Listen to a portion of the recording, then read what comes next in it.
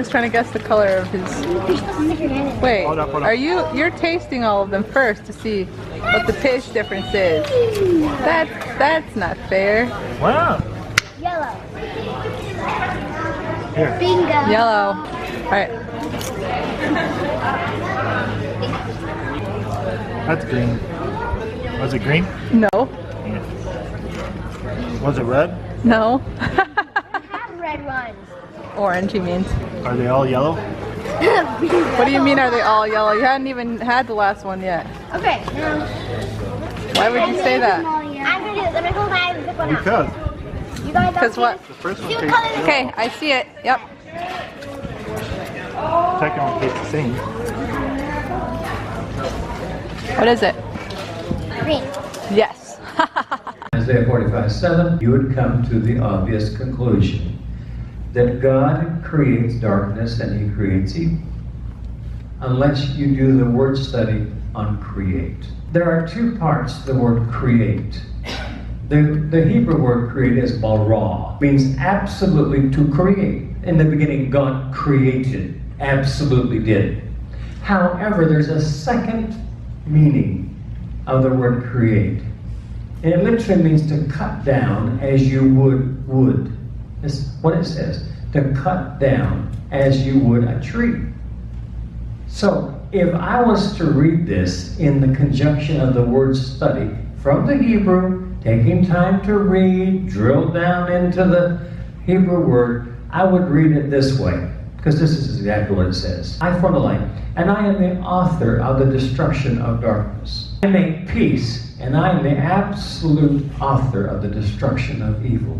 I'm going to cut it down just like you would a tree.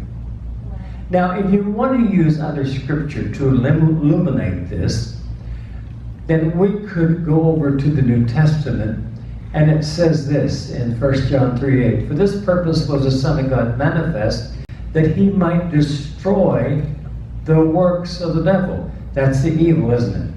So if I were to take the word bara, part B, I would use then 1 John 4:8 as the New Testament harmony. Now we're getting into not only the literal study of the scripture in context, we're doing something that's very essential in Bible study, which is find the concept somewhere else. That the word can be established in the mouth of two more witnesses. What did you guys take away from this week? Did you have any thoughts about this week? So we walk in the flesh, we do not war after the flesh. The weapons of our warfare are not carnal, but mighty through God, to the pulling down of strongholds, casting down imaginations and every high thing that exalts itself against the knowledge of God, and bringing into captivity every thought, and having in readiness to revenge all disobedience and your obedience is fulfilled. Nice. Dang. For though we walk in the flesh, we do not war after the flesh, and the weapons of our warfare are not carnal, but mighty through God, to the pulling down of strongholds, casting down imaginations, and every high thing that exalts itself against the knowledge of God, and bringing into captivity every thought, and having it in readiness to revenge all disobedience when your obedience is fulfilled.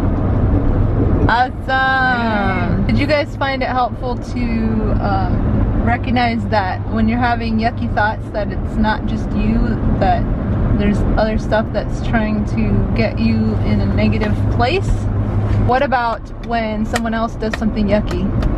Are you going to fall into that little tricky trap and react yucky? Explain that, like, if you don't like yourself, it gives you, and you're grumpy, it gives you a little force field, and if somebody bumps into the force field, no. And then they're like, they get grumpy, and they have their own force field. And then you have a whole bunch of people with force fields, and nobody can love each other. That's a cool way to think about it. There was a funny little one where they said that it's your grandma. She was reading an article about how you can make a power breakfast, but it was like, so they had kids raise their hands and say what they didn't really like to eat, and then she picked 3 of them, which was artichokes and Brussels sprouts.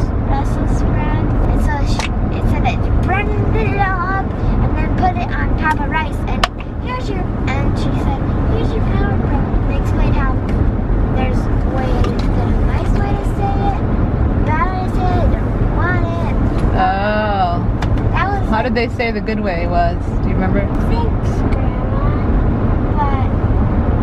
But would it be fine if I maybe had something else? Do you think you're going to put that into practice, or do you think that would really work in our family? It won't really work because all the food that Grandma makes is so good. No, I meant like for our family. Yeah, you guys don't like Spanish.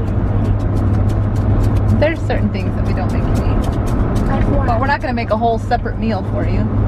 But I mean, most of your meals are pretty good. Well, most. You just said that Grandma made everything good, and you said most of mine are? Uh-oh. But there's good cookies. Do you mean that I think don't? you're not as old as Grandma, so you might not know as much recipes. Well, do you think it has more to do with the fact that there's certain things that you just don't like? Yeah. That you just don't want to ever eat? Grandma, she does what she doesn't want. She makes what you like? Yeah. She just Yeah, wants but to make you also- happy. You guys, you know what we don't like, but you make us eat it anyway. Sometimes, because your taste buds are still growing and changing, and there are certain things that you And don't now, like that you do I like like sometimes. Spinach and soup. Like the other Yeah, day that see, you were like, oh my word, the onions in this are so Yeah, good. you had onions the other day, and that's awesome. In any case, your taste buds are still growing, and that's cool. Yeah.